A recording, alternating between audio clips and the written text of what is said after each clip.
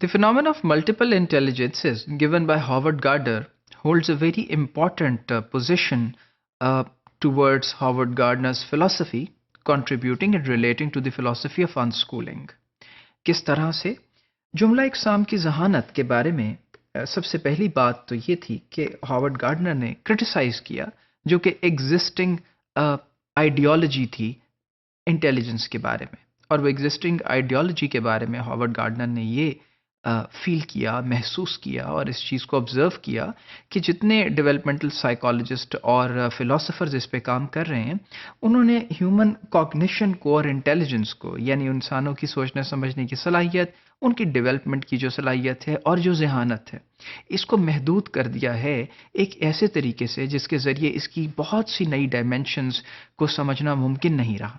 सो ज़हानत को एक unitary form के तौर पे लेना उसके लिए एक रिस्ट्रिक्शन साबित हो रहा था। हॉवर्ड गार्डनर ने ये महसूस किया और ये पाया कि फिलोसोफर्स का ख्याल ये है कि human cognition is basically unitary, यानी जो इंसानों की सोचने समझने की सलाहियतें हैं वो यकसा हैं, वो एक तरह की हैं, वो यकसुई का शिकार हैं और वो ऐसी हैं जिन्हें हम एक ही तरह से ले सकते हैं। दूसरी बात कि इंटेलिजेंस जो है और उनके जो बिहेवियर्स हैं उन्हें बहुत एडिक्वेटली यानी मुकम्मल तौर पे एक्सप्लेन किया जा सकता है और इवैल्यूएट किया जा सकता है, यानी गेज किया जा सकता है, यानी मेजर किया जा सकता है एक सिंगल डायमेंशन में, और जिसको जहानत या इंटेलिजेंस का नाम दिया जा रहा है। तो पहली बात कॉग्निशन एक तरह की है और दूसरा उस कॉग्निशन को और उनके बिहेवियर्स को अंडरस्टैंड करने के लिए एक डायमेंशंस है जिसे जहानत कहा जाता है। हॉवर्ड गार्डनर इसके बरखिलाफ ये कहते हैं कि देयर इज़ अ क्राइटेरिया जिसको कि बेस्ड ऑन 7 थिंग्स, 7 ऐसी चीज़ों का एक क्राइटेरिया है जिसको हम बिहेवियर को अगर हम उनके मुताबिक लेते हैं तो हम उसे इंटेलिजेंट कह सकते हैं। यानी जो इंसानी बिहेवियर है उसको मेजर करने का और डिफाइन करने का in terms of intelligence there are 7 criterias. अब वो क्या हैं? अकॉर्डिंग टू हिम उनका ये भी ख्याल है कि तमाम ह्यूमन बीइंग्स ये जो 7 तरह की इंटेलिजेंस है इसको डेवलप करते हैं मुकम्मल तौर पे या नामुकम्मल तौर पे। कुछ लोगों में ये ज़्यादा है और कुछ लोगों में ये इंटेलिजेंसेस कम पाई जाती हैं। अब वो है क्या? पहली इंटेलिजेंस लिंग्विस्टिक है। लिंग्विस्टिक यानी ज़ुबान व बयान पर अबूर। वो लोग जो कि बहुत अच्छा बोल लेते हैं, जो कि डिबेट कर सकते हैं, जो कि गुनगुना भी सकते हैं, जो कि अल्फाज की अदायगी में कमाल रखते हैं, जो कि शेर व शायरी लिख लेते हैं और जो कि चीज़ों को उन टर्म्स में बयान कर सकते हैं, इसको हम लिंग्विस्टिक इंटेलिजेंस कहते हैं। वो भी लोग शामिल हैं जो एक से ज़्यादा ज़ुबान बोल लेते हैं। So this is linguistic. Logical and mathematical, इस तरह के भी लोग मौजूद हैं जिनका बिहेवियर लॉजिकल और मैथमेटिकल होता है। For instance, if they want to explain things, they will calculate them, they would measure them, they would know कि इसकी direction क्या है, they would know the breadth and the width of things, और फिर इन चीज़ों को measure करने का जो एक tendency है इनके अंदर, ये साबित करती है कि ये लोग logically और mathematically intelligent हैं।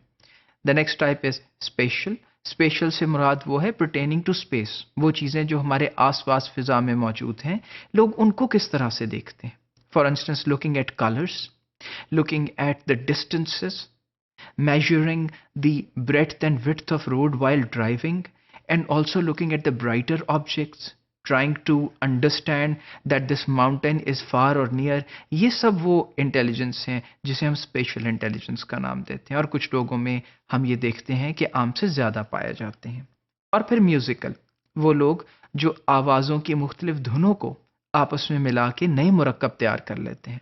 यानी जिस तरह मौसीकार हैं, सिंगर्स हैं कि एक ही तरह की वो जो धुनें हैं उनके ज़रिए नए से नए कॉम्बिनेशंस बन रहे हैं, तो यहाँ पे हम ये कह सकते हैं कि this person is musically intelligent.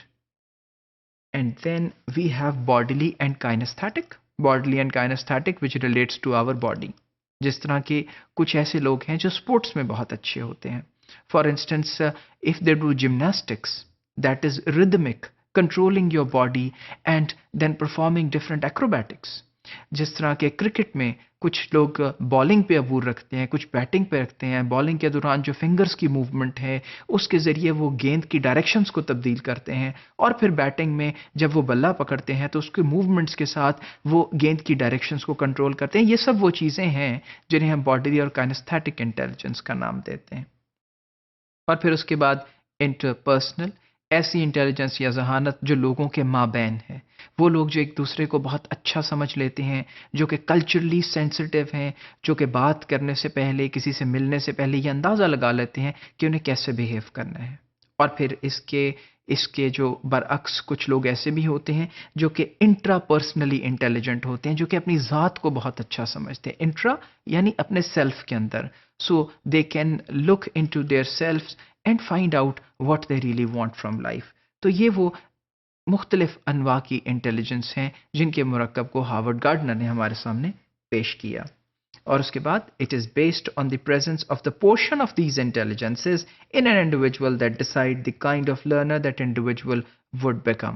اور یہاں اب آرگومنٹ یہ ہے کہ جتنی تعداد اور جتنی مقدار میں یہ انٹیلیجنسز ایک شخص میں موجود ہیں، وہ مقدار متعین کرے گی کہ یہ شخص کون سا لرنر ہوگا اور اسے کس طرح کی لرننگ پرووائڈ کی جائے، جو کہ برخلاف ہے ٹریڈیشنل اسکولنگ کے، کیونکہ traditional schooling would not cater for a person's personal tendencies and personal intelligences.